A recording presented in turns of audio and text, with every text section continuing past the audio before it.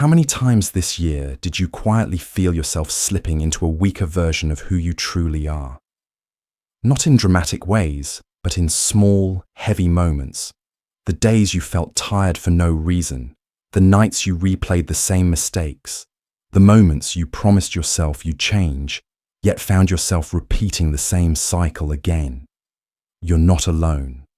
So many people spend the whole year living in patterns they're desperate to escape, breaking promises they meant to keep, and wondering why life still feels stuck.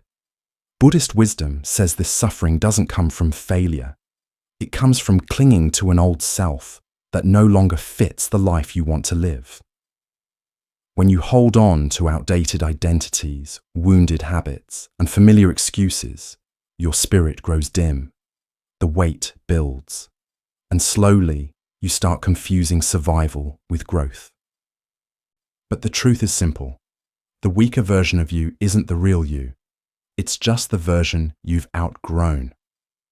So before this year ends, you have a choice. Repeat the same version of yourself, or quietly let it die so the stronger self can rise. In this video, we'll use gentle Buddhist wisdom to help you end that weaker identity. Not with anger, not with force, but with clarity, discipline, and inner peace. If you're ready to stop repeating the same year, breathe deeply, and let's begin. Lesson 1. Stop negotiating with your weakness. Weakness doesn't enter your life with a crash. It slips in quietly, softly, disguised as familiar sentences you've said so often. They feel harmless. Not today. I'm too tired. I'll start when I'm ready. These aren't just thoughts. They're tiny deals you make with the weaker version of yourself. And every time you agree to one, a small part of your potential fades. Not because you lack discipline, but because you've unconsciously trained yourself to choose ease over effort. One skipped action won't ruin you, but 100 small negotiations will change the direction of your entire life without you noticing. Buddhist wisdom explains that suffering grows when we choose comfort instead of truth. When you follow the path of least resistance, you don't stay still. You slowly drift away from who you were meant to become. Weakness doesn't appear suddenly like a storm. It grows like mist. You hardly notice it until your mind feels heavy, your motivation feels distant, and your goals feel harder than they should. When you repeatedly choose the softer option, your inner strength gets quieter, while your excuses grow louder. And the weaker self loves this. It thrives when you delay, when you hesitate, when you give yourself just one more day to stay the same. So pause, breathe, and be honest with yourself. Where in your life have you been trading your potential for comfort? Is it in your health, your habits, your boundaries, your discipline, or your dreams? Which area of your life has been calling for change while you've been negotiating with excuses? This question isn't meant to shame you. It's meant to wake you gently. Because the truth is, strength begins with a single decision. One promise you stop breaking. Not 10, not 5, just one. Choose a promise that matters to your future self.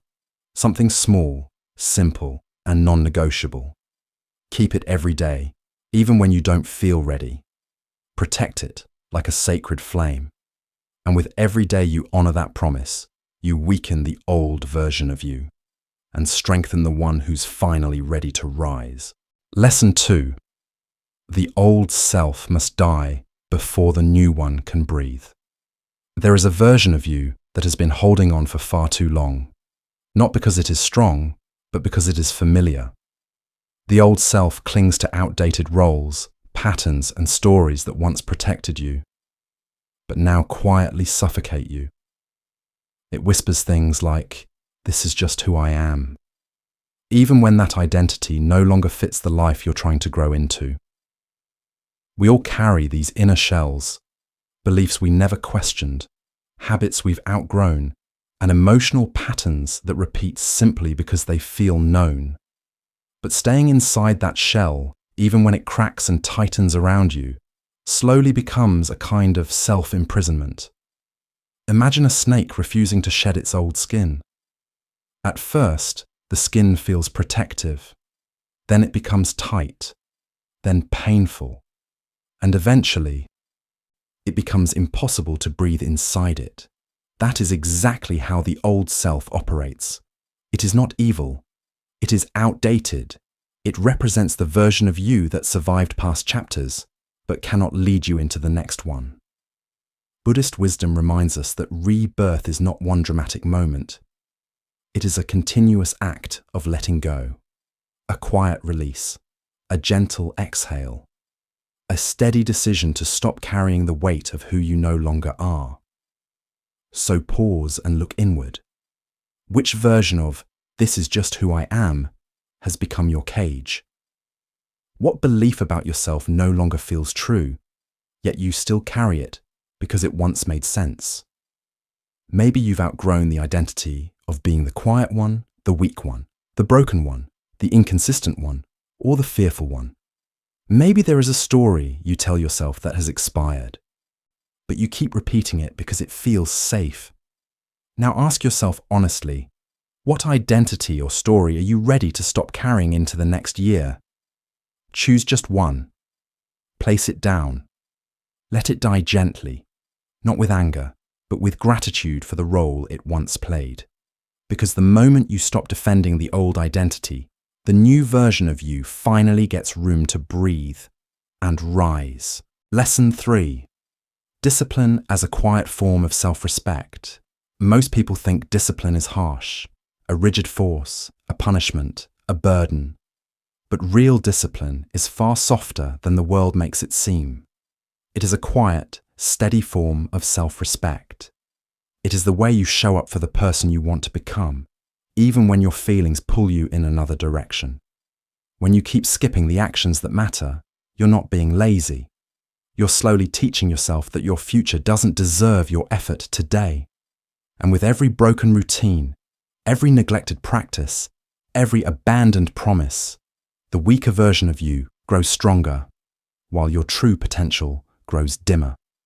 In Buddhist wisdom, discipline is rooted in right effort, doing what reduces suffering, supports clarity, and nourishes your higher self.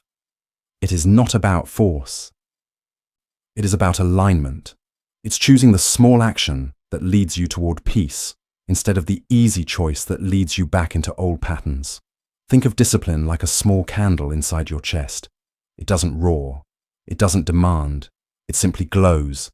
And every time you honor your routines, that inner flame becomes steadier. But every time you delay the work you know you need to do, the flame flickers, not out of weakness, but because you've stopped protecting it. So ask yourself with honesty, if your strongest self lived your day, what would they never skip?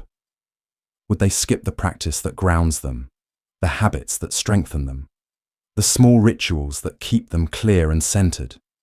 Your strongest self wouldn't wait for motivation. They wouldn't bargain with comfort. They would show up, quietly, consistently, and without drama, because they know that every small act of discipline is a vote for the person they want to become. Now choose one small daily action, just one, that matters to your future. It could be a morning breath practice, a journal sentence, 5 minutes of stillness, a short walk, or a daily task you've been avoiding. Protect it like you would protect a candle from the wind. Honor it even on the days when your mind resists. And as you keep that single promise alive, you'll feel something shift, the weaker self losing its grip, and the disciplined, awakened self beginning to rise. Lesson 4. End self-betrayal, the samurai mind. There's a kind of pain most people never talk about. The silent pain of betraying yourself in small, almost invisible ways. Not keeping your word to others hurts, but not keeping your word to yourself is what slowly shatters your inner strength. Every time you say, "I'll start tomorrow," or "just this once," or "it doesn't matter," something inside you whispers, I knew you wouldn't choose me. You may not hear it clearly, but your spirit does. And with each broken promise, your self-trust thins a little more, like a blade losing its edge. Imagine carrying a sword made of paper. It looks like a weapon, but it folds at the slightest pressure. That is what happens when self-betrayal becomes normal. You go into life's battles, the difficult conversations, the dreams you want to build, the habits you want to form, with a weapon that cannot cut through your own doubt. But when you start honoring your word, even in the smallest ways, the paper sword becomes steel. You feel the weight. You feel the clarity. You feel yourself returning to integrity. This is what Buddhists mean by the samurai mind. Not violence, not aggression, but unshakable alignment. A mind that refuses to abandon itself. A mind that says, if I choose a path, I walk it. A mind that understands that inner strength is built not through intensity, but through consistency. The samurai mind isn't loud. It isn't dramatic. It is steady. A quiet commitment made in private, long before the world ever sees the results. But in modern life, the biggest form of self-betrayal isn't lying to others. It's the way we break promises to ourselves without even noticing. Every time you reach for distraction instead of discipline, every time you procrastinate on something you deeply care about, every time you silence the truth inside you, you chip away at the foundation you're standing on. These tiny betrayals seem harmless in the moment, but they accumulate. And soon, you find yourself wondering why you feel anxious, unmotivated, or lost, without realizing you've been eroding your own trust for years.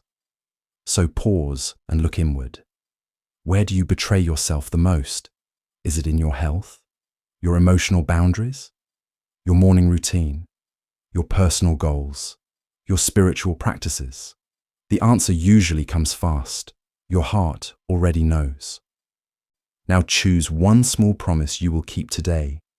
Not a big transformation, not a dramatic vow, just one small act of alignment. Maybe it's 5 minutes of silence. Maybe it's finishing the task you keep avoiding. Maybe it's speaking a truth you've been swallowing. Whatever it is, let it be something your stronger self will recognize as a step toward integrity. Honor this one promise like a samurai sharpens his blade, slowly, intentionally, with devotion. Because when you stop betraying yourself in small ways, something powerful awakens. A self you can finally trust. A mind that stands firm. And a spirit ready to rise into its strongest form. Lesson 5. Let pain become your teacher, not your prison. Pain has a strange way of entering our lives. It doesn't knock loudly or announce its purpose. It arrives quietly at first. A discomfort, a heaviness, a thought that won't dissolve, a feeling that lingers beneath the surface. And because it hurts, we rush to escape it. We distract ourselves, numb ourselves, or pretend we're fine. But the more we run, the louder the pain becomes. Not because it wants to punish us, but because it wants to teach us. Pain is not the enemy.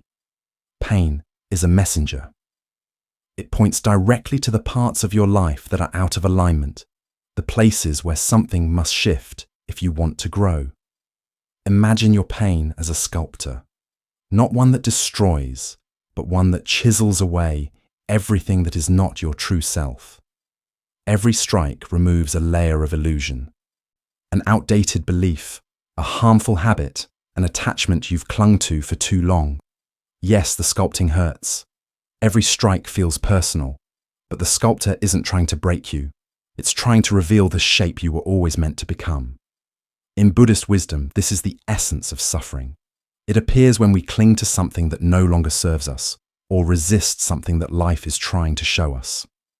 Pain is simply the spotlight on that truth. So ask yourself gently, what is your pain trying to show you?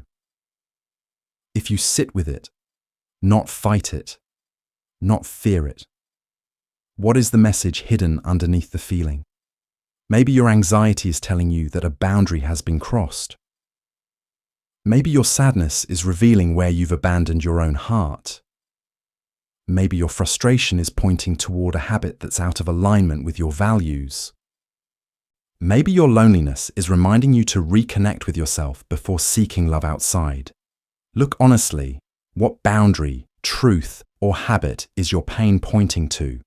Because pain is specific. It doesn't show up randomly. It appears exactly where life wants you to change. And the moment you stop running from it, you'll notice something incredible. The pain softens. It stops chasing you. It becomes guidance instead of torment.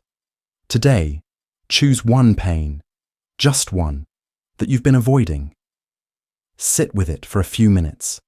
Breathe into it. Ask it, "What are you trying to teach me?" Then write down the answer that rises. You may be surprised by the clarity that comes through, because the weaker version of you fears pain, but the wiser version listens to it. And when you allow pain to become your teacher, it no longer imprisons you, it frees you. Lesson 6. Silence and stillness, the training ground of inner strength. In today's world, silence has become almost unfamiliar. We wake up and reach for our phones before we reach for our breath. We fill every quiet moment with noise, scrolling, checking, watching, reacting. Because noise keeps us distracted from the truth rising inside us. And the weaker self loves this. It hides comfortably inside constant stimulation, hoping you never pause long enough to hear what your soul has been trying to say. But the strongest version of you is born in the places where the world becomes quiet. Imagine a still lake at dawn, no ripples, no disturbance, just pure reflection. When the water is calm, everything becomes visible. The mountains, the sky, the colors of the world. Your mind works the same way. When it's constantly stirred by noise, you can't see your own thoughts clearly. You only see reactions. You only see impulses. You only see emotions pretending to be truth. But when the water stills, when the noise softens, when you sit with yourself without running, the real you rises to the surface. Now imagine a mountain, ancient, unmoving, steady through every storm. It never argues with the wind. It never begs the weather to change. It simply stands. That is the power of stillness. Not laziness, not passivity, not weakness, but presence. Buddhist wisdom teaches that a quiet mind is a dangerous mind, not to others, but to your own illusions. Because when you begin to hear your deeper truth, all your excuses, fears, and emotional storms lose their power. Most people don't realize how much of their life is built on reacting instead of responding. Reacting is fast, emotional, unconscious, a storm that hits before you know what's happening. Responding is slow, deliberate, grounded, a calm decision made from clarity, not panic. And the difference between the two is silence. When you never create space, you react to everything, messages, moods, distractions, pressure. But when you practice stillness, you create a gap between the world and your mind. And in that gap, your strength is born. This is why silence is not empty. It is training. It shapes your emotional muscles. It sharpens your awareness. It strengthens the part of you that refuses to be pulled by every inconvenience, every opinion, every temporary feeling. Silence is the dojo of the spirit, the place where inner warriors are trained. So here is your practice. Choose a simple daily ritual of silence, just 5 to 10 minutes a day. Sit quietly. Close your eyes. Follow your breath as if it's the only thing that exists. No goals, no pressure, no perfect posture, just stillness. Let the thoughts come. Let them go. Let your mind settle like dust sinking through water. And then ask yourself gently, what truth appears when I finally stop running from silence? You may hear a buried desire. You may feel a boundary you've ignored.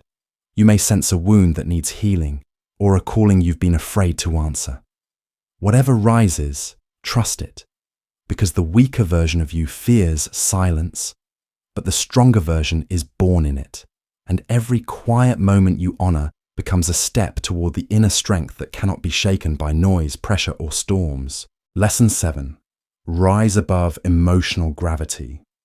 There is a quiet truth most people never learn. You are not your emotions. You are the sky, open, spacious, steady, and your emotions are simply the weather passing through. But because no one teaches us this, we grow up believing that every fear, every anger, every sadness is a definition of who we are. When a heavy feeling comes, the weaker self doesn't just feel it, it sinks into it, gets swallowed by it, becomes trapped under its weight. The wiser self, however, does something radically different. It watches, it observes, it lets the emotion pass through instead of letting it take over. Imagine looking up at the sky on a stormy day. Dark clouds swirl across the horizon, lightning cracks, rain falls heavily. But does the sky ever disappear? Does it break? Does it lose itself? No. The storm moves, the sky remains. Your mind works exactly the same way. Fear, anger, insecurity, disappointment. These are storms, temporary, shifting, passing. But when you forget that you are the sky, you begin to believe that every storm is permanent. You start to believe that the weather is who you are. Buddhist wisdom teaches that suffering doesn't come from emotions themselves. It comes from clinging to them or resisting them. When you cling, you drown. When you resist, you tighten. But when you notice, without attaching, without pushing away, the emotion loses its power.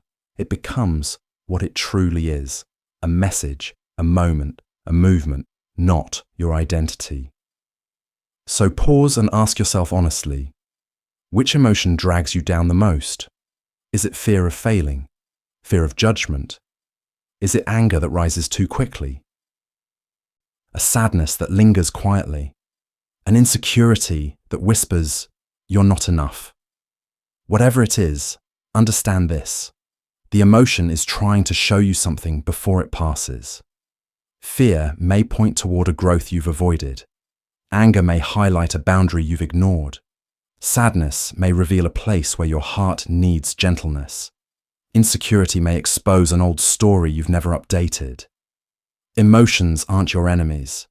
They're your inner compass, guiding you toward what needs attention, healing, or change. Here is the most powerful practice you can adopt. Learn to name your emotions instead of becoming them. When fear rises, say, "I notice fear." When sadness appears, "I notice sadness." When frustration shows up, "I notice frustration." This simple sentence changes everything.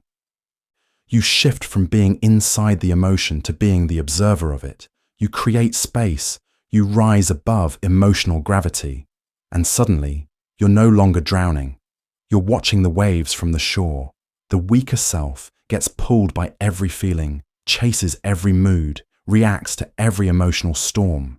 The stronger, wiser self breathes, notices, stays open.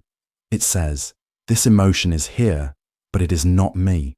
And in that moment of awareness, the storm loses its ability to define you.